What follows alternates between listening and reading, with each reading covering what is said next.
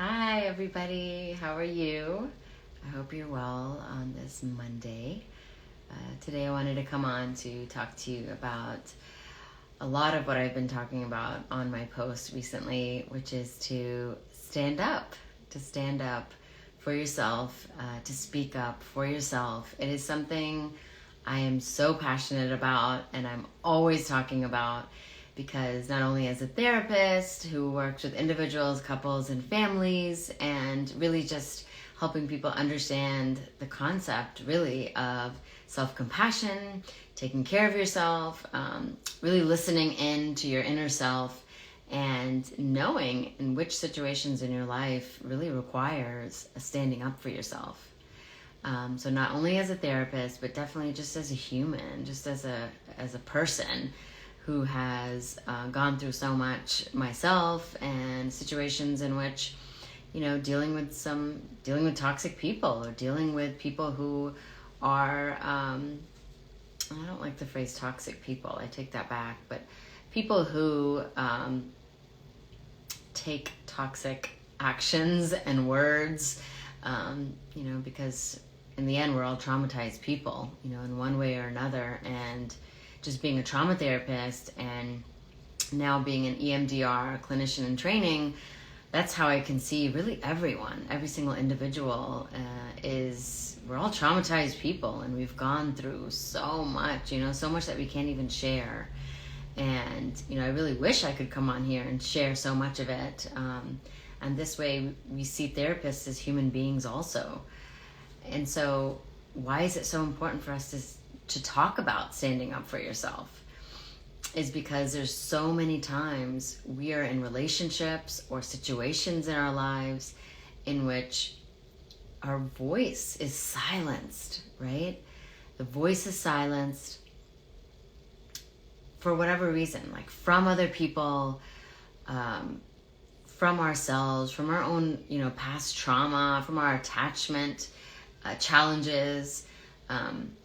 And we don't always know, right? We don't always know like what situations I'm in that my voice is being silenced. And so that's why that inner work is so important, right? The inner work with the therapist.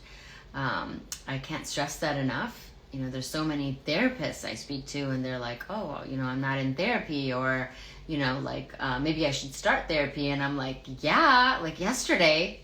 It is so important for every single person to be in therapy, really to have that space to dive in, to really dig in and dive into the deeper work about what is holding you back, what is kind of creating or exacerbating these trauma responses, these triggers, just that journey of self-awareness, right? To know what is going on within me.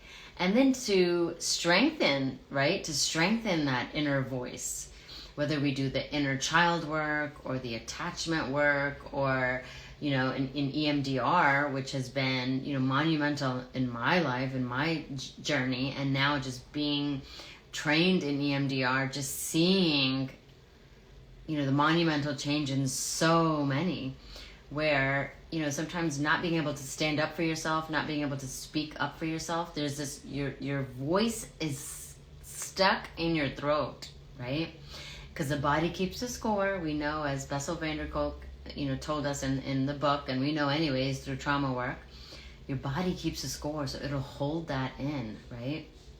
And when you're, throat pain or your voice is kind of stuck there, it's really about words unsaid, and that's where standing up for yourself will allow that to flow. It'll allow those words that you need to say to that person, whether it is, you will no longer treat me this way, or, I will no longer deal with this, or whatever boundary it is that you've got to set in your life, at work, with friends, with family, significant other, your kids.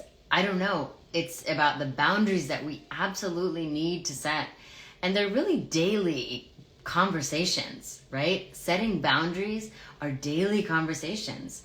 Whether it's, I'll get back to you, or I've got to check in with myself to see if that's something I could do, or, no, I'm not comfortable with that. Whatever it is, it's daily conversations of setting boundaries.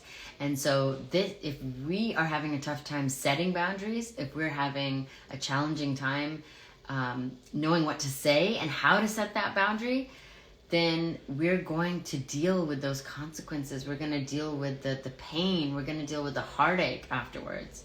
You know, there's so many times I'm just lying in bed at night and I feel something stuck. You know, it happened to me last night, just laying there, and I felt something stuck in my chest. And I'm like, what am I not saying? What boundary did I not set today?